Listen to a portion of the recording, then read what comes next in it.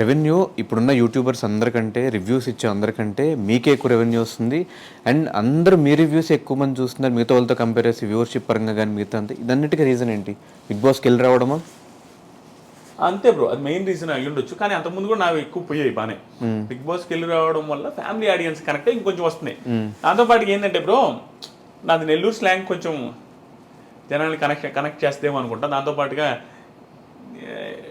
నేను నార్మల్గా మాట్లాడేస్తా బ్రో, ఇంకా దానికి స్క్రిప్ట్ అనుకోవడం ఏముండదు. నాకు అనిపించింది మాట్లాడతా. ఒకసారి అయితే కన్ఫ్యూజ్ అయ్యి వెనక్కి వెళ్ళి ముందుకు వచ్చి ఏదైతే చేస్తుంది నేనే అది హార్ట్గా చేయను, నాకు తెలియకుండా వచ్చేస్తుంది. ఎందుకంటే సింగిల్ టేక్ వేసేస్తా ఉంటా. మేబీ అది ఆ న్యాచురాలిటీ నచ్చిందేమో. ప్లస్ అన్ని పాయింట్స్ టచ్ చేస్తా, న్యూట్రల్గా చెప్తాను.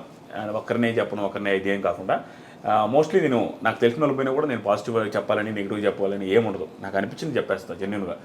దానికోటి ఫ్యామిలీ ఆడియన్స్ బిగ్ బాస్ వాళ్ళు కనెక్ట్ అయి ఉన్నారు కాబట్టి దేవుడి దేవల్ల బిగ్ బాస్కి వెళ్ళి కూడా నెగిటివ్ కాకుండా వెరీ పాజిటివ్ బయటకు రావడం వల్ల జనాలకి నా క్యారెక్టర్ కూడా నచ్చింది చాలా మందికి.